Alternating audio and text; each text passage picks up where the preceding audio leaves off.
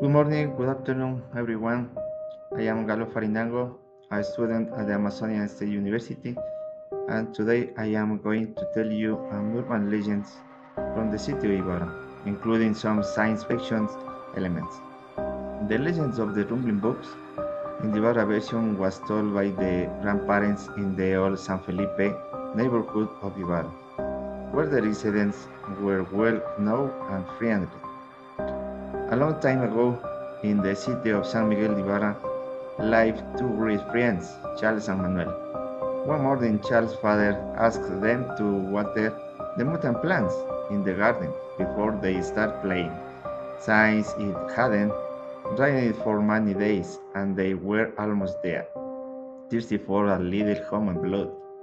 They agreed, but in the end, they didn't do it. Instead, they started running through the fields. Night fell, and that's when Charles remembered what his father has asked him to do, feed the mutant plant. He said to Manuel, his voice trembling with fear, "It's very dark," and I was scared. So I asked Manuel, "Will you come with me to water the plants?" Manuel replied, "Of course, let's go right now." "What do you do? Have blood to feed the plant?" Before they reached the back of the house, where the pots with the mutant plants they were to water were located. A series of boys and the son of bells began speaking in another language and accompanied by mournful music, and if this were a procession.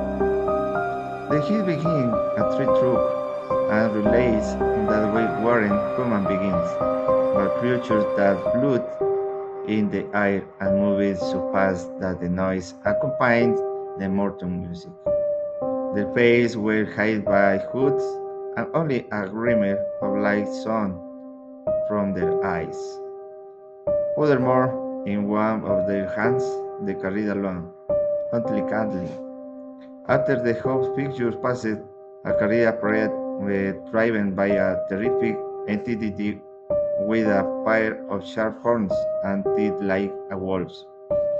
It was at that precise moment that Charlie remembered an Ecuadorian legend. His grandfather had told him about the rumbling box. The old man's descriptions of the beings guarding this mythical object matched exactly the creatures they had just seen. The terror they felt caused them to lose consciousness immediately, and they awoke hours later. When they regained consciousness, they realized that they too were carrying along white candle, their clothes torn and stained with blood. They realized that the candle wasn't made of wax, but of the human corpse. Where a friend from the neighborhood had an experience he considered paranormal, related to the legend of the rumbling box. It happened near midnight when he was walking home alone after a visit along a dark and quiet street. Before the incident, he was walking calmly, but suddenly he heard a deep clanking of chains and bruised echoing on the cobblestones. Like a wall carried slowly moving forward, pulled by enormous horse with red eyes and reins ablaze. But his curiosity to know what it was led him to look up. He thought he saw how the pictures on both sides of the street, while the noise grew louder and the flash of light continued to intensify. He felt he wasn't alone, as if strange invisible creatures surrounded him, watching his very step. Moreover, in one of their hands, they carried a long, ugly candle. Frightened and motionless, the terror he felt caused him to lose consciousness immediately, and he awoke hours later. When he regained consciousness, he realized they too were carrying along with candle, their clothes torn and stained with blood. He realized the candle wasn't made of wax. He could identify it as was an extraterrestrial being and mystical event. The old man's descriptions of the beginnings wording this mythical object matched exactly the creatures they had just seen.